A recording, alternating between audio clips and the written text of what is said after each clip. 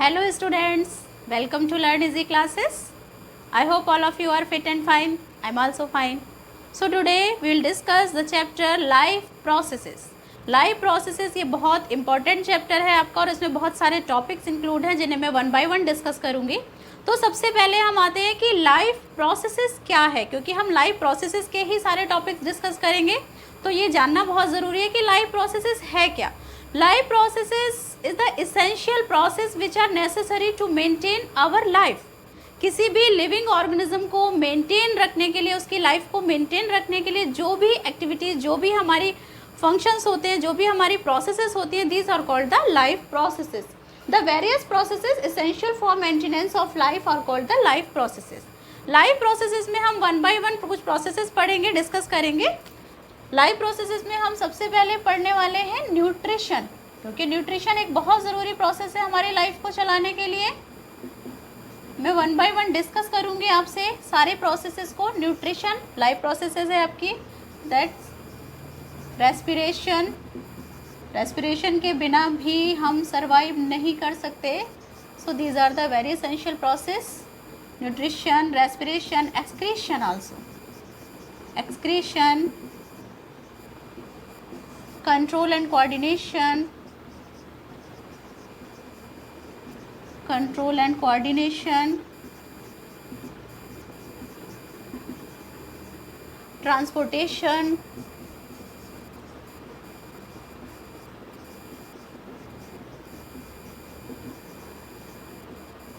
growth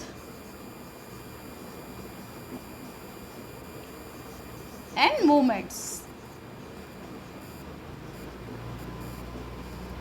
life processes में हम one by one discuss करेंगे. जितनी भी ये प्रोसेसेस मैंने लिखी हुई है, ये सारी प्रोसेसेस अपनी लाइफ को मेंटेन रखने के लिए, किसी भी लिविंग ऑर्गेनिज्म को अपनी लाइफ को चलाने के लिए बहुत ज़रूरी प्रोसेसेस है और इनके बिना कोई भी लिविंग ऑर्गेनिज्म सर्वाइव नहीं कर सकता. तो वन बाय वन हम डिस्कस करेंगे nutrition, respiration, excretion, control and coordination, transportation, growth and movements. तो सबसे पहले आज हम डिस्कस करने वाले हैं आपसे न्यूट्रिशन के बारे में. न्यूट्रिशन क्या है, न्यूट्रिशन के बारे में इसके सारे मोड्स हम जानेंगे. तो सबसे पहले मैं आपको बताऊंगी न्यूट्रिशन क्या है. What is nutrition?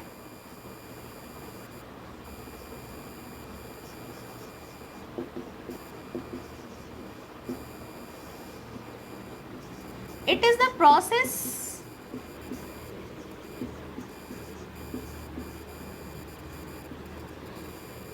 of intake nutrients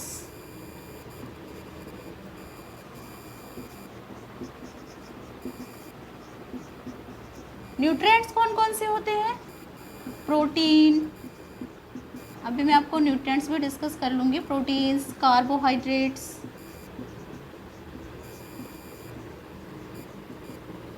carbohydrates, minerals, vitamin, water, fat. It is the process of intake nutrients. Nutrients में हम क्या क्या इंक्लूड्स करेंगे? Protein, carbohydrates, mineral, vitamin, water, fat etcetera. It is the process of intake nutrients as well as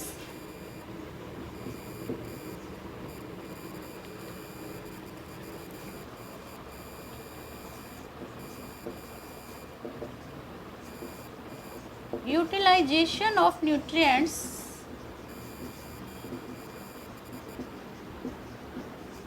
by an organism.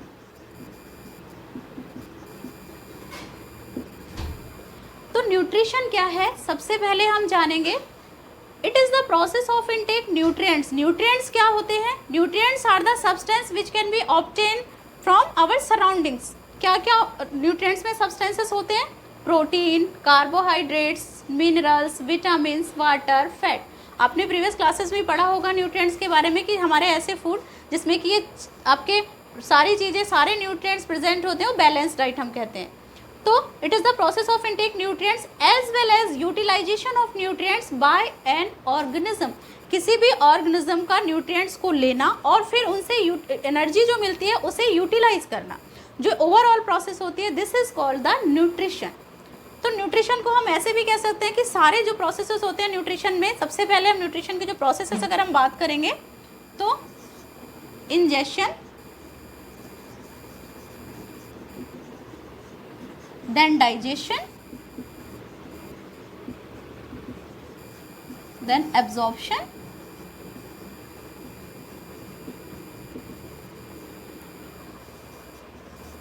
Assimilation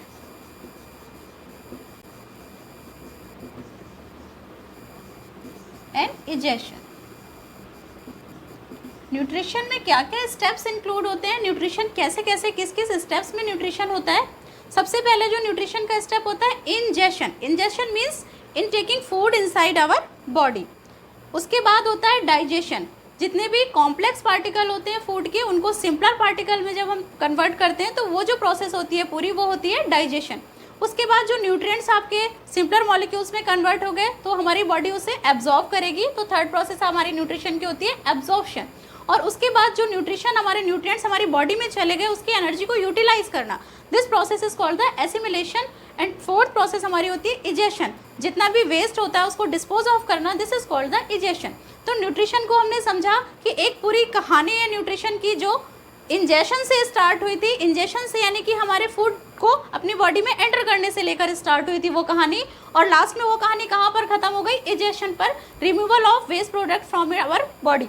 तो हमारी body से जितना भी वेस्ट प्रोडक्ट वो रिमूव हो गया। तो ये जो पूरी प्रोसेस थी, ये जो पूरी कहानी थी, ingestion, digestion, absorption, assimilation and egestion, the whole जो प्रोसेस है पूरी, this is called the nutrition. So I hope all of you understand about the nutrition. It's a very important topic क्योंकि हम आगे न्यूट्रिशन के और भी मोड्स पढ़ेंगे, न्यूट्रिशन को प्लांट्स में न्यूट्रिशन पढ़ेंगे, एनिमल्स में न्यूट्रिशन पढ़ेंगे, तो हम बाकी सारी प्रोसेसेस डिस्कस करेंगे। तो अब हम डिस्कस करेंगे कि मोड ऑफ न्यूट्रिशन, न्यूट्रिशन किस किस टाइप से होता है। Mode of nutrition, here we will discuss mode of nutrition. Mode of nutrition means methods of obtaining food by an organism, methods of obtaining food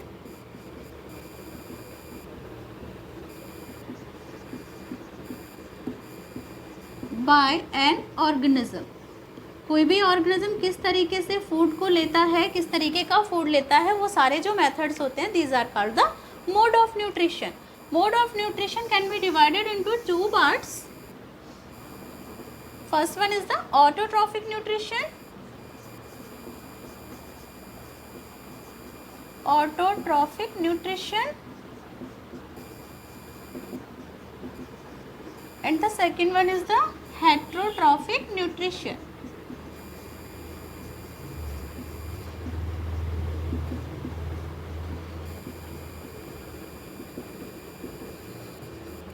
okay, तो हम discuss करने वाले mode of nutrition. Mode of nutrition क्या, कि किस तरीके से कोई भी ऑर्गेनिज्म फूड को लेता है और किस टाइप का फूड वो लेता है। सो methods of obtaining food by an organism, इसको हम टू पार्ट्स में सेपरेट करते हैं, ऑटोट्रॉफिक न्यूट्रिशन और हेट्रोट्रॉफिक न्यूट्रिशन। ऑटोट्रॉफिक न्यूट्रिशन का मीन्स, ऑटो मीन्स होता है self, self nutrition, self nutrition जो कि केवल प्लांट्स में होता है, क्योंकि प्लांट्स अपना फूड खुद बनाते हैं। तो auto means self and nutrition means जो सेल्फ न्यूट्रिशन हो, खुद अपना भोजन बनाए, वो होते हैं ऑटोट्रॉप्स। और ऑटोट्रॉप्स की कैटेगरी में जितने भी हमारे प्लांट्स होते हैं वो सारे हमारे autotrophs, green plants specially you can से, जितने भी हमारे ग्रीन प्लांट होते हैं, क्योंकि ग्रीन प्लांट्स में क्लोरोफिल होता है और कुछ सर्टन बैक्टीरिया भी होते हैं जो कि ऑटोट्रॉप्स होते हैं हमारे, कुछ बैक्टीरिया और आपके green plants, these are the autotrophs, और you can say the types of nutrition, autotrophic nutrition. क्योंकि ऑटोट्रॉफिक न्यूट्रिशन में क्या होता है कि प्लांट्स में क्लोरोफिल होता है और वो अपना फूड खुद बनाते हैं। और कौन सी प्रोसेस होती है जिससे कि प्लांट्स अपना फूड बनाते हैं, फोटोसिंथेसिस प्रोसेस। फोटोसिंथेसिस प्रोसेस होती है the process by which plants make their own food with the help of carbon dioxide, sunlight, chlorophyll and water. अभी मैं आगे डिस्कस करूंगी आपसे फोटोसिंथेसिस प्रोसेस जब हम ऑटोट्रॉफिक न्यूट्रिशन डिस्कस करेंगे। And second one is the heterotrophic nutrition. Heterotrophic nutrition जबकि खुद अपना जो ऐसे ऑर्गेनिज्म जो अपना भोजन खुद नहीं बनाते, तो इसको हम फिर से 3 पार्ट्स में कैटेगराइज करते हैं।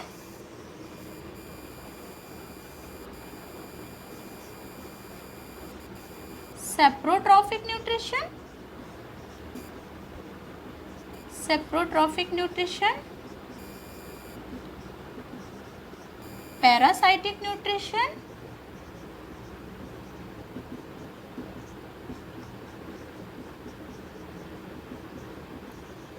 And holozoic nutrition.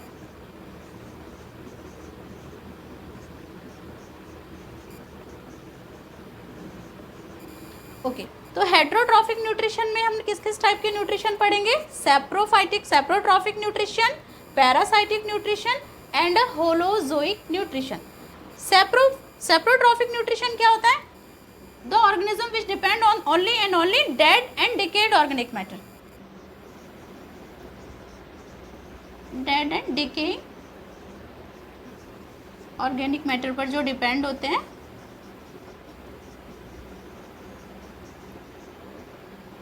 फंगस, कुछ बैक्टीरिया भी इस कैटेगरी में आते हैं। तो सेप्रोट्रॉफिक न्यूट्रिशन क्या है कि ऑर्गेनिज्म डेड और डिकेड जो ऑर्गेनिक मैटर होता है, जो भी खराब और सड़े गले पदार्थ होते हैं, उन पर जो डिपेंड होते हैं ऑर्गेनिज्म, वो होते हैं हमारे सेप्रोट्रॉफिक न्यूट्रिशन। वो जो मोड होता है न्यूट्रिशन का, this is called the saprotrophic nutrition. और इसमें आ जाते हैं हमारे फंजाई और कुछ bacteria. The next is the parasitic nutrition. Parasitic nutrition में डिपेंड ऑन लिविंग होस्ट।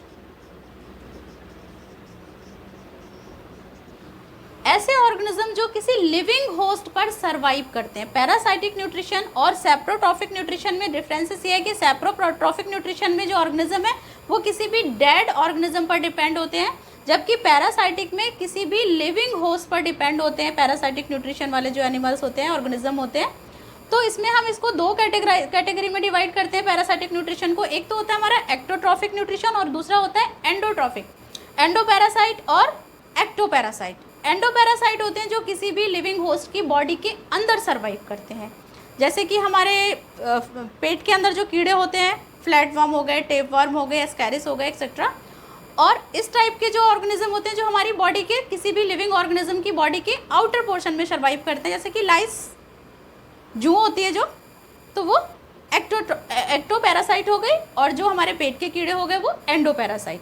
तो पैरासाइटिक न्यूट्रिशन में ऑर्गेनिज्म किसी भी लिविंग होस्ट पर अपने न्यूट्रिशन के लिए डिपेंड होते हैं। Then last one is the holozoic nutrition. Holozoic nutrition, intake of solid food particle, intake of solid food particle। Holozoic nutrition में जो भी ऑर्गेनिज्म होते हैं वो किसी भी सॉलिड फूड पार्टिकल्स पर डिपेंड होते हैं। सॉलिड फूड पार्टिकल्स को ही अपनी बॉडी के अंदर इनटेक करते हैं। होलोजोइक न्यूट्रिशन में हम 2 तरीके का न्यूट्रिशन आगे डिस्कस करेंगे। एक तो अमीबा के बारे में डिस्कस करेंगे जो कि सॉलिड फूड पार्टिकल्स को लेता है, और दूसरा हम ह्यूमन बींग्स का न्यूट्रिशन डिस्कस करेंगे जो कि हम होलोजोइक न्यूट्रिशन में डिस्कस करेंगे। तो मैं एक बार थोड़ा सा आपको फिर से समराइज कर देती हूँ about the nutrition.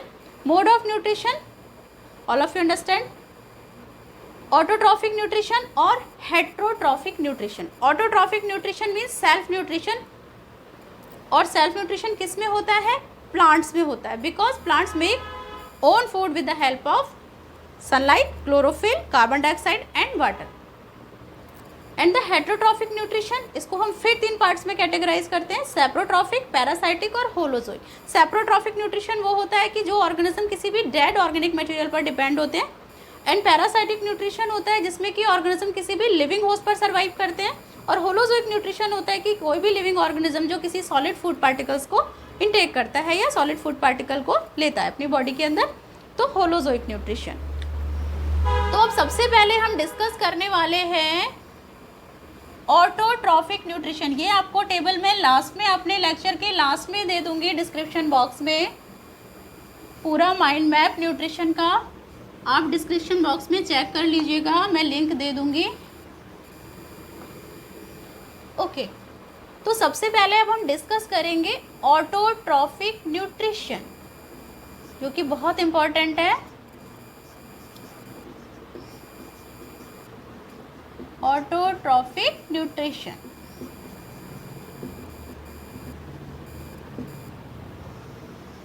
Self nutrition.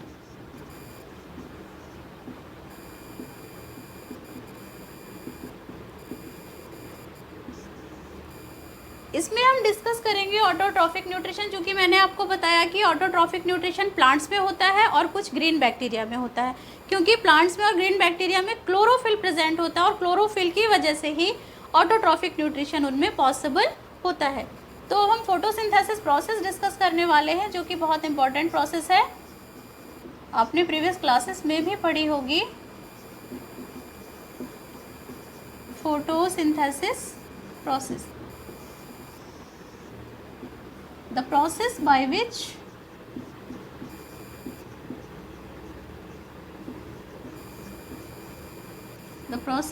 which plants make their own food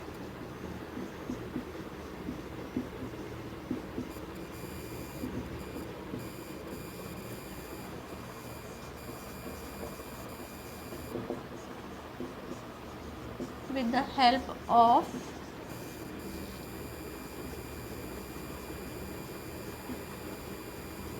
chlorophyll, sunlight, carbon dioxide and water is called photosynthesis.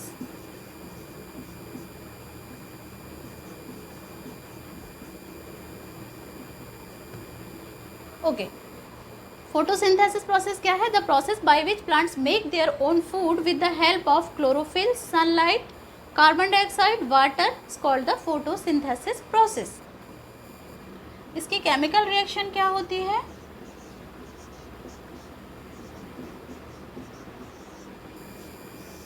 ये बहुत इंपॉर्टेंट है केमिकल रिएक्शन, क्योंकि अगर आपको ये समझ में आ जाएगी तो पूरी की पूरी फोटोसिंथेटिक रिएक्शन भी आपको समझ में आ जाएगी।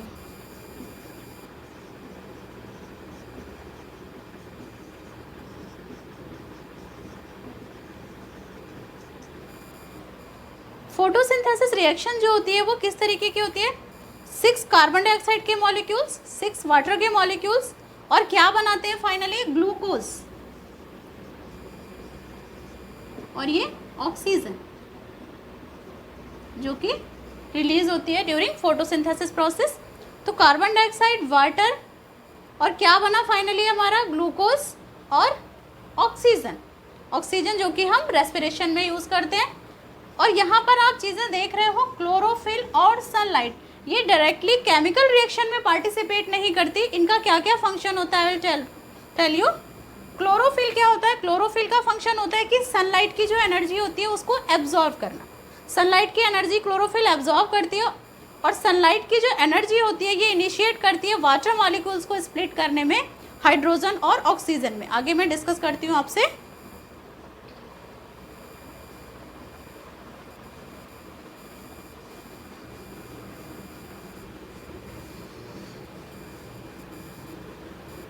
रिएक्शन बहुत इंपॉर्टेंट है ऑटोट्रॉफिक न्यूट्रिशन में। एक बार मैं फिर से इसको यहाँ पर लिख देती हूँ।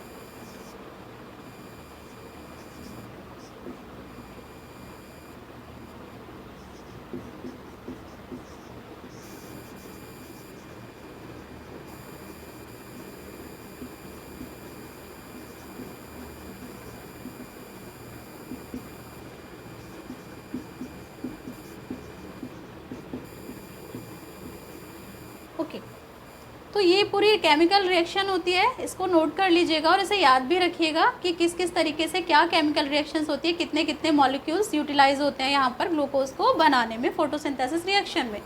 फोटोसिंथेसिस रिएक्शन हमारी 2 पार्ट्स में कंप्लीट होती है। एक तो होती है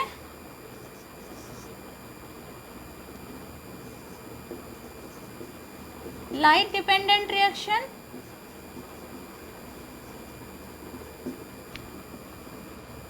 लाइट डिपेंडेंट रिएक्शन होती है और दूसरी होती है हमारी, मैं यहीं पर नोट कर देती हूँ, लाइट इंडिपेंडेंट।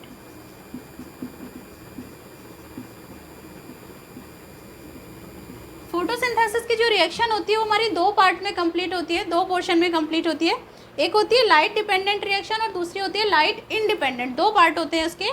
तो लाइट डिपेंडेंट रिएक्शंस में हमारा क्या होता है कि सबसे पहले हमें इसमें सनलाइट की ज़रूरत होती है। बिना सनलाइट के ये वाला जो पोर्शन है फोटोसिंथेसिस का वो कंप्लीट नहीं होता, क्योंकि नाम से ही आपको पता चल रहा है लाइट डिपेंडेंट, मतलब कि जो ये रिएक्शन है टोटली सनलाइट पर डिपेंड होती है। लाइट डिपेंडेंट रिएक्शन में क्या होता है, सनलाइट की जो एनर्जी होती है, सनलाइट होती है जो, वो क्लोरोफिल जो कि क्लोरोप्लास्ट में होता है। प्लांट्स का जब स्ट्रक्चर मैंने आपको बताया था तो उसमें याद कीजिए कि क्लोरोफिल क्लोरोप्लास्ट का में ही होता है, और क्लोरोप्लास्ट जो होता है वही साइट होती है जहाँ पर कि फोटोसिंथेसिस की प्रोसेस कंप्लीट होती है। तो इसीलिए हम क्लोरोप्लास्ट को किचन ऑफ द सेल भी बोलते थे, याद आ रहा होगा आपको, क्योंकि क्लोरोप्लास्ट में क्या होता है कि प्लांट्स का अपना भोजन बनता है। और क्यों बनता है, क्योंकि यहाँ पर क्लोरोफिल प्रेजेंट है। अगर क्लोरोफिल नहीं होता तो क्लोरोप्लास्ट में भोजन नहीं बनता। तो क्लोरोफिल का मेन फंक्शन क्या होता है। अब आप कहोगे कि भाई क्लोरोफिल की ऐसी क्या ज़रूरत है कि क्लोरोफिल के बिना प्लांट्स अपना फूड नहीं बना सकते, क्योंकि क्लोरोफिल ही ऐसा है जो कि सन की एनर्जी को, सनलाइट को ट्रैप करता है या एब्जॉर्ब करता है। तो सबसे पहले लाइट डिपेंडेंट रिएक्शन में क्लोरोफिल का काम होता है कि सनलाइट की जो एनर्जी उसको एब्जॉर्ब करना, और उसके बाद क्या होता है, जो वाटर मॉलिक्यूल होता है, यहाँ पर जो वाटर मॉलिक्यूल देख रहे हो, ये वाटर मॉलिक्यूल स्प्लिट हो जाता है हाइड्रोजन आयन में, और इलेक्ट्रॉन रिलीज होते हैं और आपका ऑक्सीजन रिलीज होता है। यहाँ पर जो वाटर मॉलिक्यूल है वो स्प्लिट हुआ दो पार्ट में, एक हाइड्रोजन आयन और ऑक्सीजन, और यहाँ पर इलेक्ट्रॉन रिलीज हो गए जो कि आगे कार्बन डाइऑक्साइड को रिड्यूस करने में हेल्प करेंगे। तो यहाँ पर एक पोर्शन आपका फोटोसिंथेसिस का कंप्लीट होता है जिसमें कि क्लोरोफिल ने इनिशिएट किया, सनलाइट को ट्रैप किया, और उसके बाद ये हाइड्रोजन वाटर मॉलिक्यूल स्प्लिट हो गया यहाँ पर हाइड्रोजन आयन और ऑक्सीजन में। नेक्स्ट रिएक्शन हमारी थी लाइट इंडिपेंडेंट रिएक्शन। यहाँ पर अब लाइट की, कोई भी सनलाइट की ज़रूरत नहीं है, क्योंकि यहाँ पर सनलाइट की ज़रूरत थी इलेक्ट्रॉन रिलीज करने के लिए। तो इलेक्ट्रॉन रिलीज हो गए, अब जो आगे की स्टेप होगी उसमें लाइट की कोई ज़रूरत नहीं होगी। तो इसीलिए जो वो रिएक्शन है वो लाइट इंडिपेंडेंट रिएक्शन है। इसमें क्या होता है,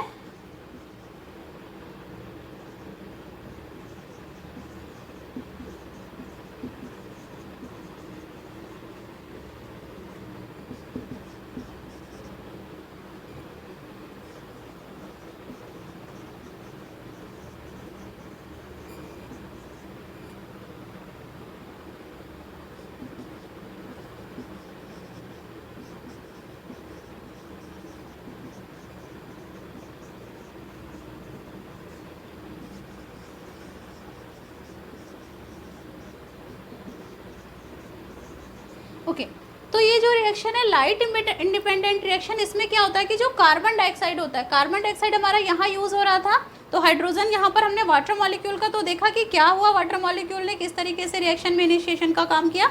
उसके बाद कार्बन डाइऑक्साइड की बात आती है, तो कार्बन डाइऑक्साइड जो पार्टिसिपेट करता है फोटोसिंथेसिस रिएक्शन में वो लाइट इंडिपेंडेंट रिएक्शन होती है, जिसमें कि कार्बन डाइऑक्साइड जो मॉलिक्यूल होता है वो रिड्यूस हो जाता है कार्बोहाइड्रेट्स में, और ये एक मेटाबॉलिक रिएक्शन होती है, मेटाबॉलिक पाथवे होता है जिसे कि हम केल्विन साइकिल कहते हैं।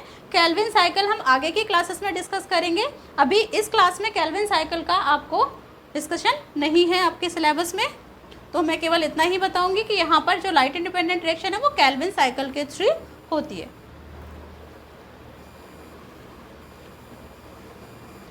तो अब मैं वन बाय वन आपको स्टेप्स बता देती हूँ, steps involve during photosynthesis process.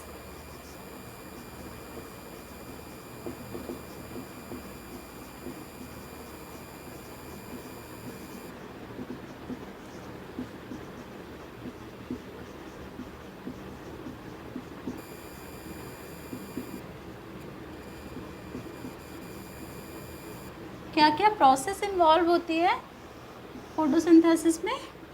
सबसे पहले एब्जॉर्प्शन ऑफ सनलाइट, जो फर्स्ट प्रोसेस होती है,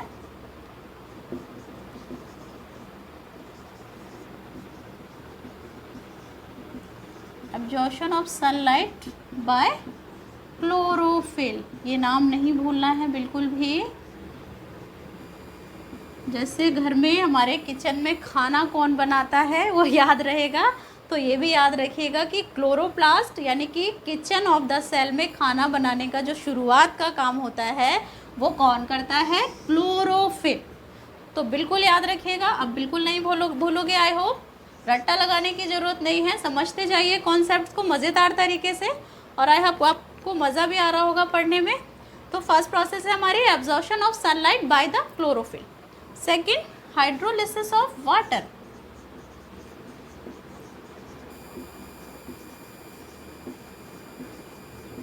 of water in which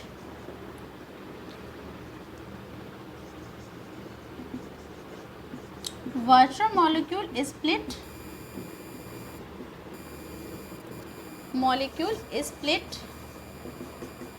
into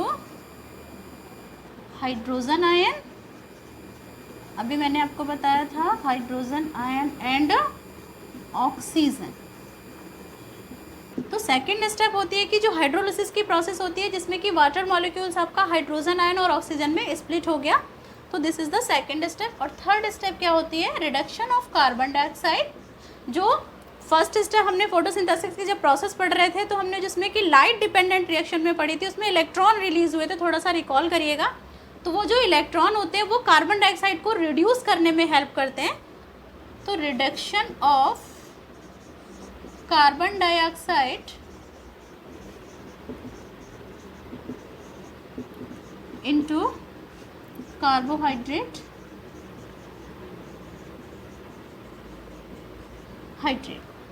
सो तीनों स्टेप्स आपको क्लियर हो गए। Absorption of sunlight by chlorophyll first step, second hydrolysis of water in which water molecules split into hydrogen ion and oxygen, and third one is the reduction of carbon dioxide into carbohydrate, and the process by which carbon dioxide reduce is called the Calvin cycle।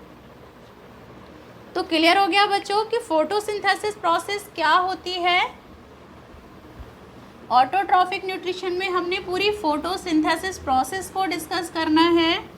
तो अगर मैं आपसे फिर से पूछूं कि photosynthesis reaction में raw material क्या क्या थे, क्या क्या रॉ मटेरियल हमने यूज़ किया था प्लांट्स ने ऑटोट्रॉफिक न्यूट्रिशन में ड्यूरिंग फोटोसिंथेसिस प्रोसेस।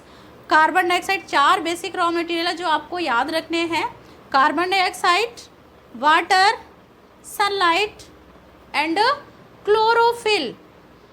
4 चीज़ें बहुत इंपॉर्टेंट है। कभी कभी बच्चे बोलते हैं सॉइल, एयर, नहीं, केवल ये 4 चीज़ें हैं जो कि एसेंशियल होती है, जिसमें कि सनलाइट और क्लोरोफिल किसी डायरेक्टली केमिकल रिएक्शन में पार्टिसिपेट नहीं करते। क्लोरोफिल सनलाइट को एब्जॉर्ब करने का काम करता है और सनलाइट जो होता है वो इलेक्ट्रॉन को रिलीज़ करने का काम करता है हाइड्रोलिसिस, ड्यूरिंग हाइड्रोलिसिस। तो आई होप कि अब आपको फोटोसिंथेसिस प्रोसेस क्लियर हो गई होगी। न्यूट्रिशन में अब हम आगे बढ़ते हैं। न्यूट्रिशन, होलोजोइक न्यूट्रिशन, क्योंकि सेप्रोफाइटिक न्यूट्रिशन और पैरासाइटिक मैंने आपको बता दिया था। तो होलोजोइक न्यूट्रिशन हम यहाँ पर डिस्कस करेंगे। होलोजोइक न्यूट्रिशन में हम सबसे पहले होलोजोइक न्यूट्रिशन में मैंने आपको बताया कि intake of solid food particle, intake of solid food particle, solid food particle. खुद को याद रखिए, ह्यूमन बींग्स को याद आ जाएगा आपको कि हमें किस तरीके का अपने आप से, हम सेल्फ से अपने आप को देखें कि हमारे अंदर कैसा, क्या हम केवल लिक्विड चीज़ों, लिक्विड डाइट पर ही डिपेंड होते हैं? नहीं, हम सॉलिड फूड पार्टिकल्स भी लेते हैं। तो हमारे अंदर जिस टाइप का न्यूट्रिशन होता है वो होता है holozoic nutrition, intake of solid food particle. Holozoic nutrition में मैं आपको एक तो अमीबा का न्यूट्रिशन डिस्कस करूंगी क्योंकि अमीबा भी सॉलिड फूड पार्टिकल लेता है, और दूसरा टाइप का जो न्यूट्रिशन है वो हम ह्यूमन बींग्स में डिस्कस करेंगे। तो अमीबा का हम पहले डिस्कशन कर लेते हैं क्योंकि ह्यूमन बींग्स का डिस्कशन थोड़ा सा लंबा है। तो अमीबा में किस टाइप का न्यूट्रिशन होता है?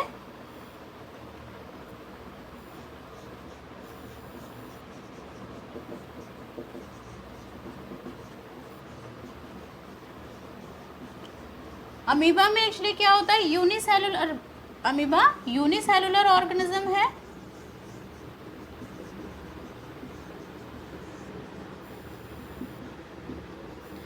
न्यूट्रिशन में मैंने आपको बताया कि कौन कौन सी प्रोसेस होती है। सबसे पहले होता है इंजेशन। इंजेशन की क्या प्रोसेस होती है, जिसमें कि हम फूड अपनी बॉडी के अंदर लेते हैं। उसके बाद सेकंड प्रोसेस हमारी है डाइजेशन, जिसमें कि कॉम्प्लेक्स फूड पार्टिकल्स जो होते हैं वो सिंपल फूड पार्टिकल्स में कन्वर्ट हो जाते हैं। उसके बाद हमारी थर्ड प्रोसेस आती है एब्जॉर्प्शन। जितने भी न्यूट्रिएंट्स होते हैं वो हमारी बॉडी में एब्जॉर्ब हो जाते हैं। देन एसिमुलेशन की प्रोसेस होती है। एसिमुलेशन में जो एनर्जी रिलीज होती है वो हमारी बॉडी में यूटिलाइज होती है। और इसके बाद हमारा आता है last one, egestion, removal of waste product from body. तो अमीबा में हम डिस्कस करेंगे अमीबा किस टाइप का ऑर्गेनिज्म है, यूनिसेलुलर ऑर्गेनिज्म है। यूनिसेलुलर मीन्स आपको बताया था सिंगल सेल ऑर्गेनिज्म, केवल और केवल सिंगल सेल ही होती है।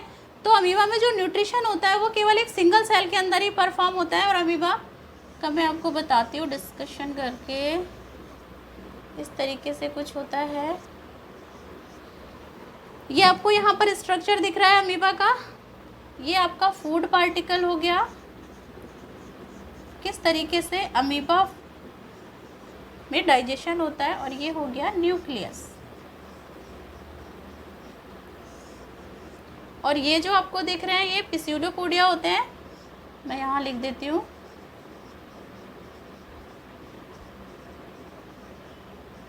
पिस्यूडोपोडिया। ये अमीबा इर्रेगुलर शेप होता है। इरेगुलर कोई ऐसा शेप नहीं होता है कि ओवल होगा, रेक्टेंगुलर होगा, स्फेरिकल होगा। इरेगुलर शेप होता है अमीबा। ये अमीबा का न्यूक्लियस। और कोई भी फूड पार्टिकल जब यहाँ पर इस तरीके से यहाँ पर फूड पार्टिकल्स अगर आ गया तो ये पिस्यूडोपोडिया इसको कवर करने की कोशिश करते हैं।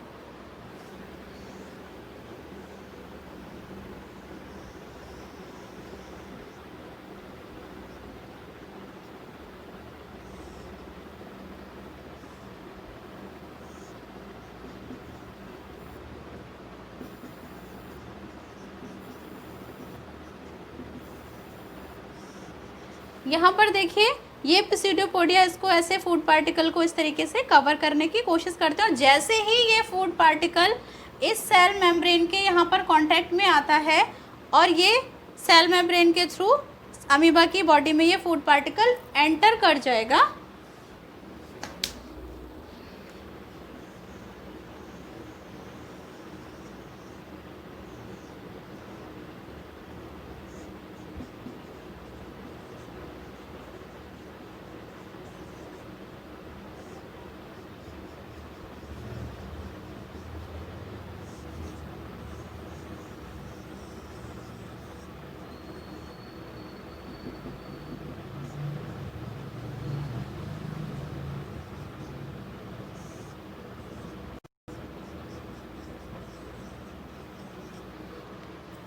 यहाँ पर देखिए वन बाय वन मैं आपको फिर से बता देती हूँ। ये अमीबा इरेगुलर शेप होता है। ये जो आपको दिख रहा है ये दीज आर द पिस्यूडोपोडिया। पिस्यूडोपोडिया अमीबा में जो लोकोमोशन की प्रोसेस होती है, रेस्पिरेशन की जो प्रोसेस होती है, ये प्लाज्मा जो मेम्ब्रेन दिख रही है इसी के थ्रू ही सारी प्रोसेस अमीबा में कंप्लीट होती है। रेस्पिरेशन भी इसी प्रोसेस इसी मेम्ब्रेन के थ्रू होता है। न्यूट्रिशन में क्या होता है, हम न्यूट्रिशन डिस्कस कर रहे हैं चूँकि, तो मैं आपको न्यूट्रिशन के बारे में ही बताऊँगी अभी। ये पिस्यूडोपोडिया इनलार्ज हो जाते हैं और इस फूड पार्टिकल को ऐसे कवर कर लेते हैं, जस्ट लाइक दिस। ये न्यूक्लियस दिख रहा है आपको, पिस्यूडोपोडिया फूड पार्टिकल को कवर कर लिया। और जैसे ही फूड पार्टिकल इसके कांटेक्ट में आया, प्लाज्मा मेम्ब्रेन के कांटेक्ट में, यहाँ पर फूड वैक्यूल के अंदर ये फूड पार्टिकल चला जाता है। फूड वैक्यूल में डाइजेस्टिव एंजाइम्स भी होते हैं जो कि फूड को डाइजेस्ट करने का काम करते हैं। और फूड यहाँ पर डाइजेशन की प्रोसेस और एसिमिलेशन की प्रोसेस होती है। और उसके बाद जो भी रिमूवल होता है, वेस्ट रिमूवल होता है, वेस्ट मटेरियल होता है, वो रिमूव हो जाता है बॉडी से इसी प्लाज्मा मेम्ब्रेन के थ्रू, जो कि इजेशन के थ्रू, इजेशन प्रोसेस होती है। The process of removal of waste material from body is called the egestion. यहाँ पर वेस्ट मटेरियल, जो वेस्ट में यहाँ पर वेस्ट जितना भी डिस्पोज ऑफ था बॉडी का, वो फिर इसी प्लाज्मा मेम्ब्रेन के थ्रू वेस्ट डिस्पोज हो गया। और this process is called the egestion. और ये आपकी food vacuole nucleus is here. तो क्लियर हो गया कि किस तरीके से यहाँ पर ये प्रोसेस हो रही थी इंजेशन की।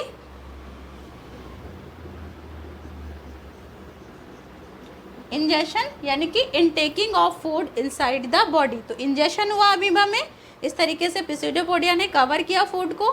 फिर उसके बाद यहाँ पर फूड एंटर कर गया अमीबा की बॉडी में। फूड वैक्यूल में क्या हुआ, डाइजेशन की जो प्रोसेस हुई, digestion and absorption, digestion and assimilation, sorry,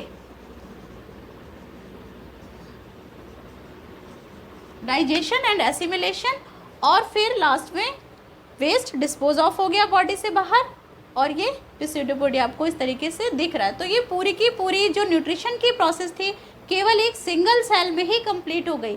ingestion से लेकर डाइजेशन, एसिमिलेशन, एब्जॉर्प्शन और इजेशन, ये सारी प्रोसेसेस केवल एक सिंगल सेल में कंप्लीट हो गई। तो ये बहुत ही सिंपल सी प्रोसेस थी अमीबा में। आगे हम डिस्कस करेंगे न्यूट्रिशन इन ह्यूमन बींग्स। तो ह्यूमन बींग्स में न्यूट्रिशन डिस्कस करने से पहले आपको ह्यूमन बींग्स की एलिमेंट्री कैनाल का स्ट्रक्चर जानना बहुत ज़रूरी है। तो अब हम आगे नेक्स्ट लेक्चर में डिस्कस करेंगे about the nutrition in human beings. So till now, bye bye students. I hope you enjoyed this lecture.